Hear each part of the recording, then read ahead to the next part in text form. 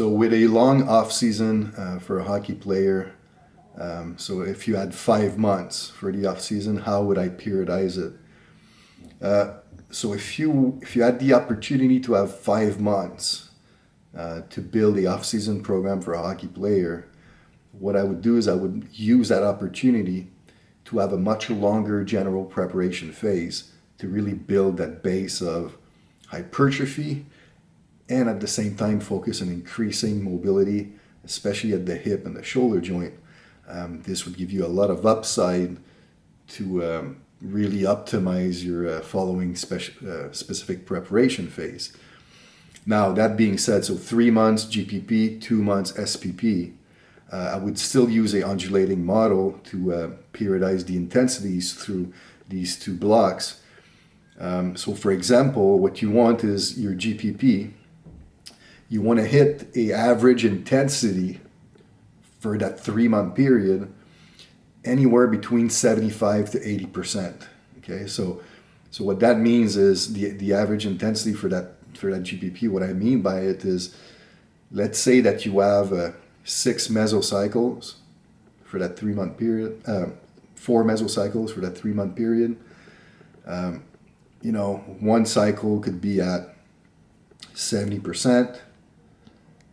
The second mesocycle, 78%. The third mesocycle, 74%. The last mesocycle, 83%. So now this would provide you with an average of the mesocycle of about 77. So now you're right into that zone of 75 to 80.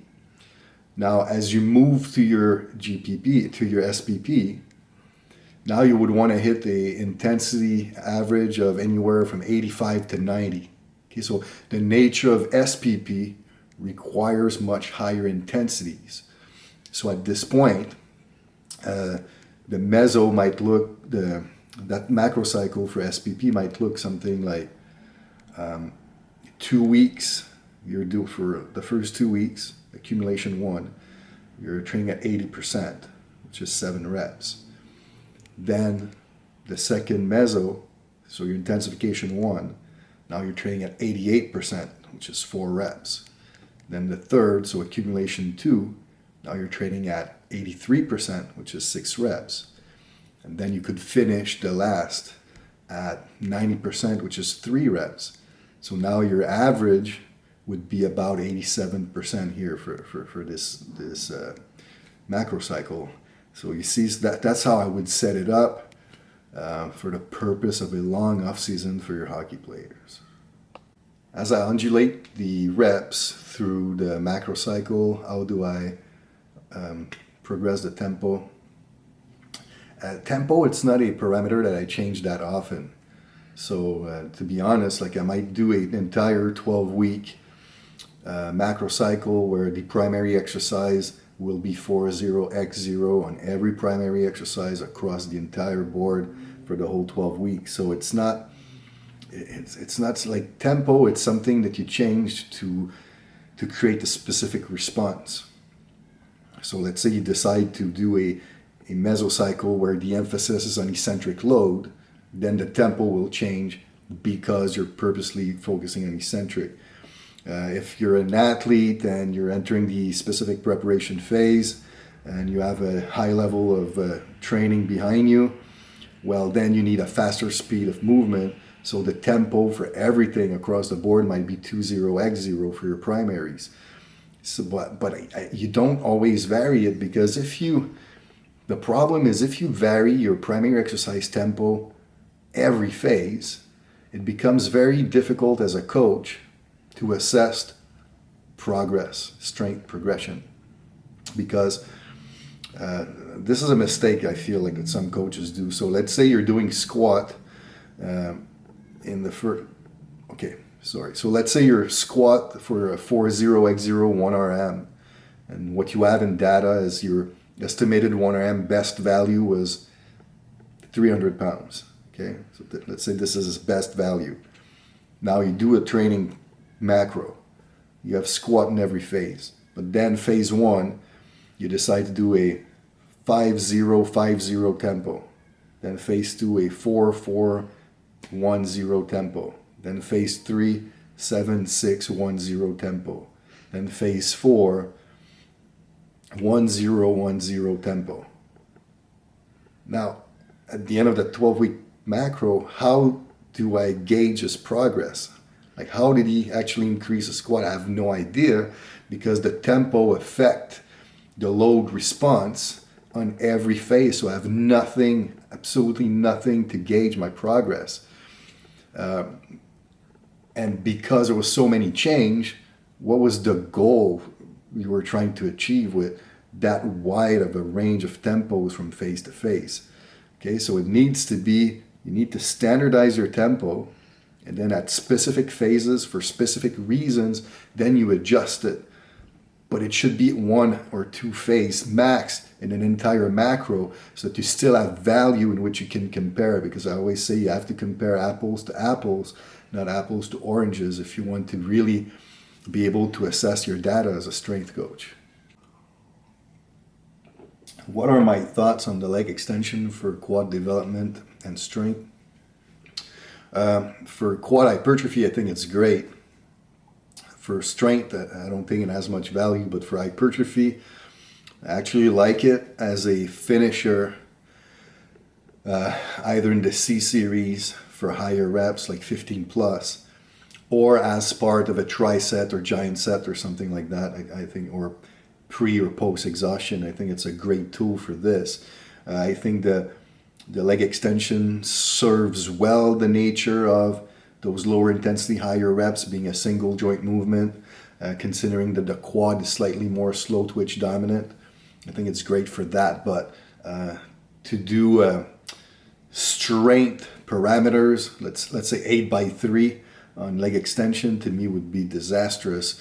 It would be a lot of stress on the knees, and it's just not meant for that. You know, like you don't want to focus on single joint movement for strength development. You know, there's not enough neural drive or neural demand involved here. I just don't think it's very good for strength. Should the periodization for strength endurance athletes be different than periodization for team sport power athletes? Yeah. So I mean, the strength endurance athlete, for the most part, they won't necessarily need to focus on an eccentric dominant phase. They might not need to focus as much on improving starting strength or improving explosive strength as they're peaking through their SPP. The average intensity should be a little bit lower. That being said, you can still use undulating concepts in terms of the planning of the intensities with your strength endurance athlete as well. That's not a problem, but just understand the average intensity will be a little lower. The extent of the methods used won't be as dramatic, and you need to spend a lot of time focusing on the weakness that the extreme volume of work they do in their sport creates on their musculature. Okay, so those are the big picture differences between the two. So how to add isometrics to hypertrophy training? What I would do is I would use the isometric methods for the intensification phases. I would use them in the Bs, mostly in the B series, and I would try to make sure I focus on using yielding isometric type movements. So yielding isometrics, there are isometric contractions in which you're pausing against gravity. So you can do yielding isometrics during the eccentric, or you can do yielding isometrics during the concentric.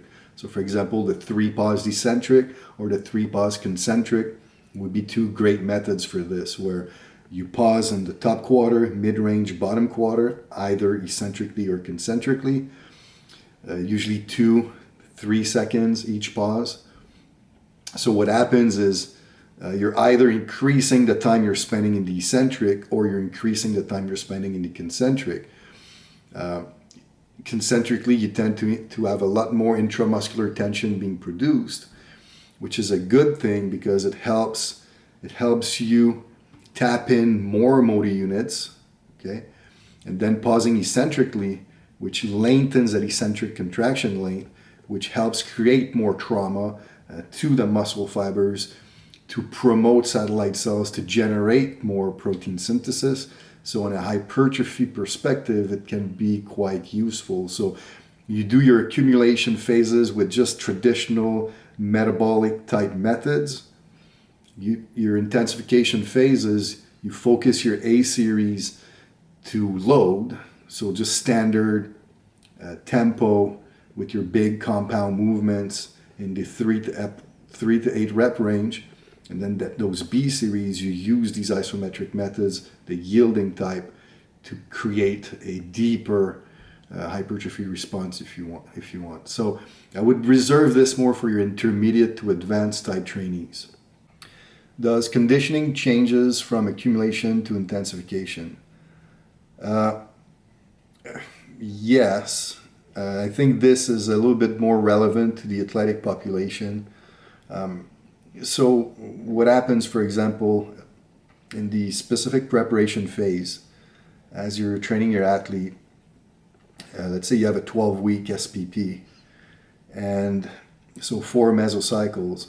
So what happens is your accumulation phase in the weight room, you're focusing on lower intensities and higher volumes. And then your intensification phases in the weight room, you're focusing on higher intensities and less volume because of the inverse relationship between intensity and volume. That's pretty set in stone. Like for an athlete, you would always use accumulation, intensification, accumulation, intensification. You always peak on the intensification phase, never on an accumulation. So the order of your strength training phases can't change. This is how it has to be done. Now, when it comes to energy system training, as soon as you get into the anaerobic family, now you also have a pretty set in stone order, which means that, let's say you're training the anaerobic alactic system. The anaerobic alactic system, there's 2 subcategories: the power of that system and the capacity of that system. But the problem is, in order to build the capacity of something, you need to build its power first. Because if you don't build new power first, then you're building the capacity of nothing. So that's why you need to do power before capacity. Same thing with the anaerobic lactic. You need to do anaerobic lactic power first and then capacity. So now if we look at that anaerobic world, we have 4 different subcategories, which matches exactly the 4 phases of the strength macrocycle. And like I said, the strength, you can't change the nature of the accumulation intensification, but the energy system, you can't change that either. So what happens is you would start with working the alactic system, but you need to do power before capacity. So you train power on the energy system workout, but you see in the weight room, you're doing accumulation. And then in the weight room, once you move to intensification, now energy system, you have no choice but to move to capacity. So in a way, they're kind of opposite, if you want. Okay, I mean, you're still training a lactic system or lactic system. It's not like you're going to do like a long distance running here for your energy system. But that's what you have to keep in mind. For your accumulation, in the weight room, you're doing the power of a system on the track or whatever, and then on an intensification in the weight room, you're doing the capacity of the system on the track.